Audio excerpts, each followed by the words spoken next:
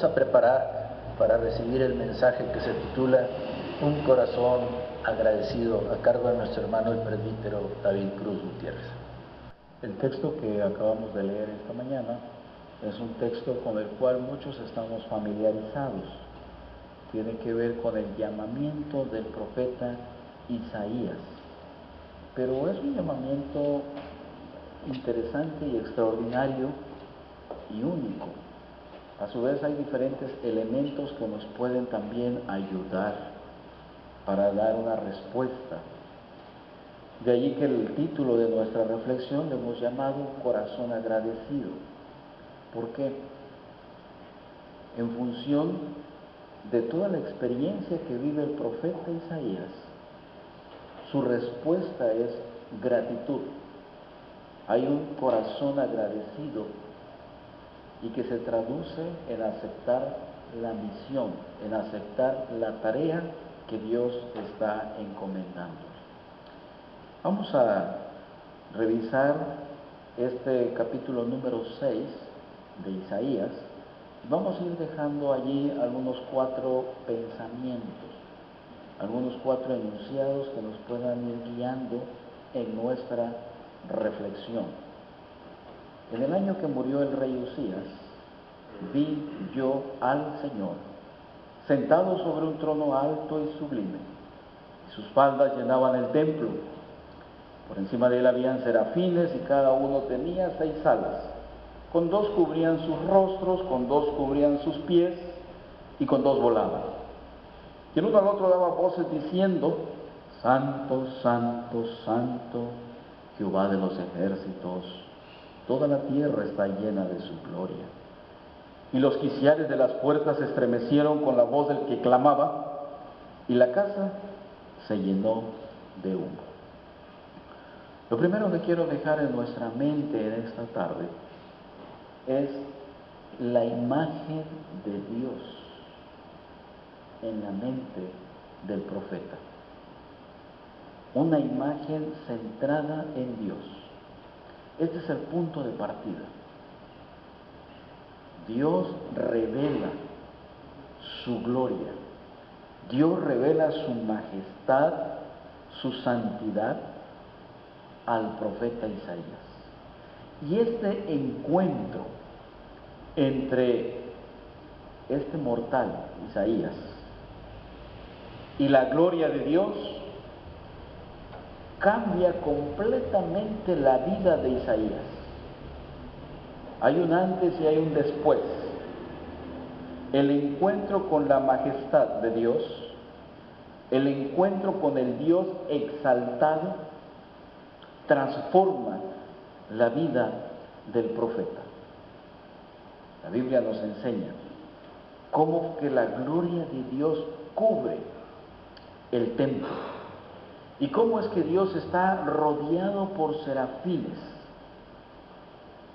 Incluso los mismos serafines evitan con su mirada a nuestro mismo Dios. Cubren sus pies para protegerse de la gloria de Dios. Cada uno de los serafines ofrece alabanza a Dios en la hermosura de su santidad. Sus voces truenan y estremecen los postes de las puertas del templo, y todo el lugar se llena de humo envolviendo la gloria de Dios. Este es el cuadro majestuoso que el profeta Isaías está contemplando. La gloria, la santidad de Dios, lo majestuoso, la alabanza que recibe nuestro Dios. Y el profeta Isaías está contemplando este cuadro celestial. Y luego ve a Dios. ¿Qué es lo que está haciendo Dios? Porque recibe la alabanza. Dios está sentado en su trono real, reinando desde un lugar con suprema autoridad. Dios está dirigiendo soberanamente los destinos de toda la creación. De tal manera que Isaías ve la gloria de Dios, ve la soberanía de Dios, el gobierno de Dios y quien está llevando hacia adelante sus decretos, ejecutando sus planes de salvación, buscando a los pecadores para aplicarles la gracia eficaz. La visión de Isaías no es un simple sueño del pasado, es una realidad presente. Hasta el día de hoy, el Señor de la gloria está sentado en su trono celestial y recibe la alabanza de innumerables ángeles. Dios busca al profeta y lo lleva hasta la habitación de su trono, para que Isaías se postre delante de la majestad de nuestro Dios, delante del Rey soberano, delante de la autoridad. Ahí está entonces el profeta Isaías contemplando la grandeza de nuestro Dios. Dios recibe la alabanza y Dios está sentado en su trono, en señal de autoridad, de poder y de soberanía y de que está ejecutando sus decretos. Y es en ese momento cuando Dios también se coloca en el centro del pensamiento del profeta Isaías. Ocupa ese lugar principal dentro del corazón del profeta. Por eso dijimos en un principio, hay un cambio en la vida de Isaías a partir de contemplar la gloria de Dios.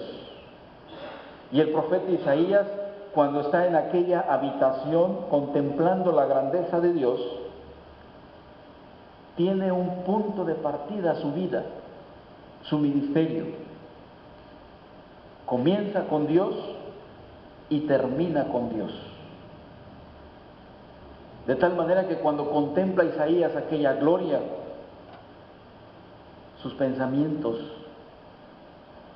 son pensamientos en conformidad con la soberanía de Dios. Todo está centrado en Dios. Después de observar la grandeza de Dios, después de ver la majestuosidad de Dios, en aquella intimidad entre Dios e Isaías, ¿qué sigue? ¿Qué sigue con el profeta Isaías? Dios se ha revelado no tan solamente para instruir la mente del profeta, sino para transformar su vida de manera completa. Porque después que el profeta Isaías vio al Señor alto y sublime, su imagen, su autojusticia, fue destruida. Y es necesario que Isaías reciba el don de la gracia de Dios para poderse mantener firme delante de la majestuosidad celestial.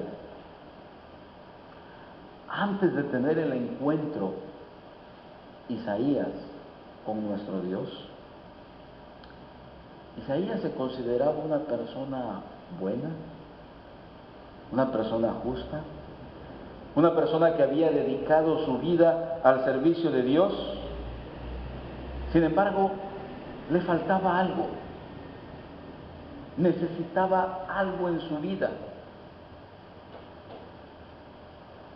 Y aquella experiencia con lo celestial lleva a quebrantar el corazón de Isaías. Llega a reconocer su culpabilidad, a reconocer su necesidad de Dios, su necesidad de el perdón. Cuando Isaías tiene ese encuentro con lo celestial, Isaías ya era un creyente. Por eso, intencionadamente aparece en el capítulo número 6 su llamamiento. Ya anteriormente ha estado predicando. Isaías ya había profetizado. Sin embargo, no estaba completamente quebrantado, completamente transformado.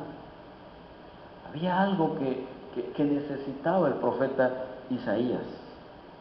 De tal manera que frente a la santidad de Dios, frente a la gloria de nuestro Dios, el profeta Isaías reacciona de una manera que nos sorprende. Tuvo hasta miedo al ver la gloria de Dios. Llegó a pensar el profeta Isaías que ya era hombre muerto. Pensó que era imposible que alguien viera a Dios y continuara con vida. El versículo número 5 dice: entonces dije, ay de mí, que soy muerto, porque siendo hombre inmundo de labios y habitando en medio del pueblo que tiene labios inmundos, han visto mis ojos al Rey, Jehová de los ejércitos. Esta es la primera reacción del profeta Isaías. Cuando contempla la santidad de Dios, la imagen que él mismo tiene de sí mismo queda al descubierto, queda destruida. Un mortal contempla lo inmortal. Un humano contempla lo celestial. Un pecador observa la santidad perfecta de Dios. ¿Qué sigue después? Ay de mí, dice Isaías, que soy muerto. Y reconoce su inmundicia, reconoce su pecado, reconoce su culpabilidad. Y en esa condición pecaminosa, mis ojos han visto lo santo. De tal manera que él mismo piensa, soy hombre muerto. Quizá Isaías recordó lo que le había ocurrido al rey Usías. El rey Usías había muerto en ese mismo año, así comienza el capítulo número 6. Y Usías fue uno de los reyes más exitosos de Judá. Usías fue un hombre que buscó a Dios e hizo lo recto ante los ojos de Jehová. Usted lo puede consultar en Segunda de Crónicas, capítulo 26, versículos 4 al 5. Pero bueno, aún así, el rey Usías se volvió muy orgulloso por sus triunfos, por sus victorias, por sus hazañas. Y en su orgullo, el rey Usías entró al lugar santo para quemar incienso sobre el altar de Dios, lo cual estaba estrictamente prohibido. Usías usurpó esa función. En su calidad de rey, pensó que no tenía límites. De tal manera que en esa calidad de rey ingresó al lugar santo, quemó incienso sobre el altar de Dios, algo que estaba prohibido para los reyes. Usías fue herido con lepra y ceremonialmente quedó impuro y se vio forzado a abandonar el templo, nunca más volver. El rey Usías vivió apartado hasta el día de su muerte, como consecuencia de su ilícita entrada en el santuario sagrado por Dios. Quizá por esa situación, por ese antecedente, Isaías estaba aterrado con la visión de la majestad de Dios, conociendo lo que le había pasado al rey Usías. Quedó leproso, impuro, hasta el día de su muerte. Fue severamente castigado por profanar el lugar santo. Por eso Isaías gritó: ¡ay de mí que soy muerto!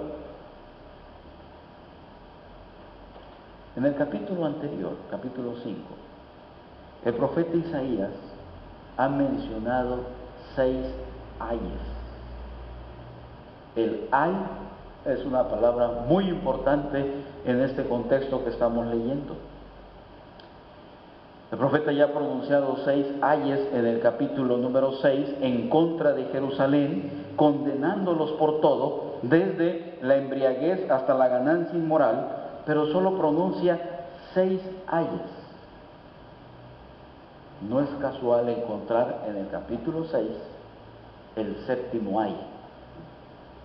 Ay de mí, dice Isaías. Dejó pendiente el último ay. Y lo único que pudo pronunciar Isaías: soy muerto. Soy muerto. Estoy acabado. Estoy deshecho. Dejo de existir. Esto es la reacción natural del hombre pecador frente a la santidad perfecta de nuestro Dios. Quedó abrumado el profeta Isaías con la santidad gloriosa de nuestro Dios y reconoció la condición pecaminosa en la que se encuentra este profeta. Cuando vemos a Dios en su trono majestuoso, cuando vemos a Dios en su gloria perfecta, cuando conocemos la santidad de nuestro Dios y nos vemos a nosotros mismos, Juan Calvino dice: el conocimiento de Dios me lleva a conocerme a mí mismo, y cuanto más conozco a Dios, más me conozco a mí mismo. Cuanto más conozco la santidad de Dios, más conozco mi corrupción, mi depravación, y es más irreconciliable la relación entre Dios y el hombre, entre lo santo y lo pecaminoso. Esta es la experiencia de Isaías. Algunos estudiosos le han llamado que era muy calvinista el profeta Isaías. La santidad de Dios y la corrupción del hombre. Porque cuando vemos la santidad de Dios, dejamos de compararnos con los que están a nuestro alrededor y tan solamente nos comparamos con la gloria de nuestro Dios. Isaías descubrió que era pecador en todas las áreas de su vida y fue confrontado con la santidad soberana de Dios. Y el instrumento que usaba Isaías, esto es bien importante, como profeta de Dios, son sus labios. El profeta utiliza sus labios. Sus labios son el instrumento para cumplir con una misión. Y él reconoció que sus labios eran impuros. Y además reconoció también que vivía en medio de un pueblo de labios impuros. Fue sensible con la depravación de toda su generación. Todo verdadero creyente que ha reconocido la soberanía de Dios se levanta por la mañana diciendo: Señor, sé propicio a mi pecador. Ten compasión, ten misericordia de mí. Y esta confesión trae una desconfianza hacia nuestra capacidad. Y lo que sucede es que dependemos completamente de la soberanía de nuestro Dios. Después viene el corazón agradecido. Después de todo esto que hemos estado viviendo, después de esta experiencia que recibe Isaías, después de reconocer su culpabilidad, su pecado, su depravación, sus labios impuros, ¿cómo no vivir agradecidos con el Señor? Dios no dejó a Isaías en su pecado. Dios no dejó a Isaías en aquella condición pecaminosa. Isaías reconoció que era un pecador para estar en la presencia de nuestro Dios. Pero después de confesar sus pecados, recibió una abundante gracia de parte de nuestro Dios. El versículo número 6 es la respuesta. Voló hacia mí uno de los serafines, teniendo en su mano un carbón encendido, tomado del altar con unas tenazas, y tocando con él sobre mi boca, dijo: he aquí que esto tocó tus labios, y es quitada tu culpa, y limpio tu pecado. Esta es la respuesta de Dios ante la corrupción del hombre. Aquí se manifiesta la gracia salvadora de nuestro Dios. Un ángel tomó un carbón del altar. Esta es una lección. El carbón viene desde un lugar de sacrificio, el altar, donde el cordero tenía que ser ofrecido para expiar el pecado, y como resultado, Isaías fue reconciliado con Dios sobre la base del sacrificio, sobre la base de la expiación. Anteriormente habíamos dicho de lo irreconciliable, la santidad de Dios y la corrupción total del hombre. Y la gracia de Dios, basado en la expiación de Jesucristo, viene y toca el labio de Isaías. He aquí que esto tocó tus labios, y es quitada tu culpa, y limpio tu pecado. El sacrificio ahora es la base de nuestra salvación. El carbón encendido hace contacto con los labios del profeta. Seguramente un carbón encendido sobre los labios del profeta causa algo de dolor. Sin embargo, es necesario, porque había usado sus labios para un lenguaje pecaminoso. Por eso es necesario que el ángel toque nuestros labios con el carbón encendido y quite nuestra culpa y limpie nuestro pecado. ¡Qué maravilla! La gracia soberana de nuestro Dios. El carbón simboliza la remoción de la culpa de nuestros pecados y la expiación ejecutada mediante el sacrificio efectuado por nuestro Señor Jesucristo. ¿Qué hizo Isaías para remover su pecado? ¿Qué hizo Isaías para limpiar sus labios? ¿Qué hizo Isaías para quitar sus culpas o para pagar por sus propios pecados? Todo lo hizo nuestro Dios. Todo lo hizo nuestro Señor. Dios cumplió y aplicó su redención. Dios toma la iniciativa y Dios ejecuta el plan de redención. Dios limpia nuestras vidas, Dios purifica nuestro corazón, Dios elimina nuestro pecado y ahora somos reconciliados con el Dios Santo. Y la justicia de Dios y la santidad de Dios ahora es imputada al creyente.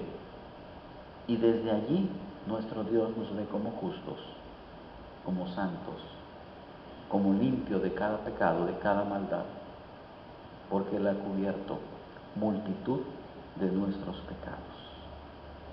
Qué interesante.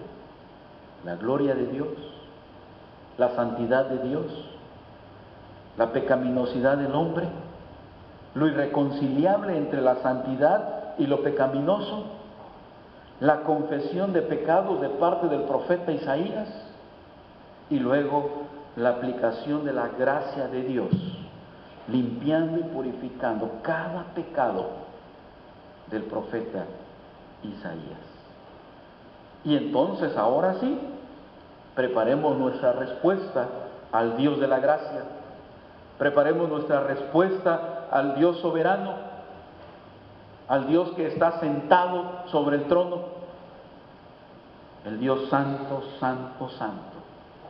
Porque si Dios nos ha tocado con su gracia, si Dios ha limpiado nuestra maldad, si Dios ha purificado nuestros labios y nos ha dado una salvación, debemos tener un corazón agradecido. Y debemos exclamar como el profeta, como el apóstol San Pablo: por la gracia de Dios soy lo que soy. Y entonces nuestra voluntad debe de someterse a la voluntad soberana de nuestro Dios. Después de esta experiencia, después de la majestuosidad de Dios, después de la experiencia de la reconciliación y la confesión y el perdón de sus pecados, Isaías ya no debe permanecer más en esa habitación celestial. Después de este encuentro, Dios tiene una comisión para Isaías. Dios tiene una tarea. Isaías tiene una obra que realizar. Por eso en el versículo número 8 dice: después oí la voz del Señor que decía: ¿a quién enviaré? ¿Y quién irá por nosotros? Y el profeta Isaías ahora responde: heme aquí, envíame a mí. Aquí viene la comisión, aquí viene la tarea de parte de nuestro Dios. Primero, el profeta tiene pensamientos centrados en la majestuosidad de Dios. Después, el profeta reconoce la necesidad del perdón, la necesidad de ser reconciliado. Soy impuro, soy pecador. Y luego el profeta recibe la gracia, el perdón de sus pecados, la reconciliación con Dios. Es limpio tus labios. Y luego el profeta va a seguir ahí contemplando la grandeza de Dios, va a seguir en aquella habitación celestial. Ahora el profeta tiene que salir de ese cuarto, tiene que salir de ese encuentro con lo celestial y recibe un llamado a someter su voluntad a la voluntad de Dios, a ir y anunciar las buenas nuevas de salvación, porque luego dice: anda y di a este pueblo, oíd bien y no entendáis, ved por cierto, mas no comprendáis, engruesa el corazón de este pueblo, agrava sus oídos, ciega sus ojos. La única pregunta que hace Isaías es: ¿hasta cuándo, Señor? ¿Por cuánto tiempo? ¿Todo el año 2015? ¿Hasta cuándo hay que cumplir con la misión? Y respondió él: hasta que las ciudades estén asoladas y sin morador, y no haya hombre en las casas, y la tierra esté hecha un desierto. ¿Hasta cuándo? Todos los días. Después de lo que hemos considerado del profeta Isaías en su encuentro especial, no queda ni una sola duda. No hay oportunidad para negociar con el Señor, no hay oportunidad para discutir, ni tan siquiera para argumentarle al Señor: no tengo tiempo, hoy no puedo, lo pospongo. No nos queda argumentarle al Señor. Después de toda esta experiencia, Isaías estaba listo para ir a cumplir con la gran comisión. Isaías estaba preparado para entregar su voluntad a la voluntad de Dios y comprometerse en cuerpo y alma al servicio de nuestro Dios. Tampoco reconsideró su llamamiento cuando descubrió lo que Dios quería hacer por medio del profeta. Y eso que su misión no era nada sencillo. La tarea no era nada fácil. Dios lo estaba enviando a predicar juicio a un pueblo que no quería escuchar y que no quería arrepentirse. Solamente sometió su voluntad a la voluntad de nuestro Dios. De esta manera es como Dios hace un verdadero creyente, un verdadero discípulo, comisionado para ir y anunciar las buenas nuevas. Pero primero le da la visión de la gloria, de lo majestuoso, de la santidad. Luego ve su necesidad. Dios le perdona, le purifica sus labios y no lo deja ahí inactivo, lo envía a predicar las noticias de juicio y de gracia.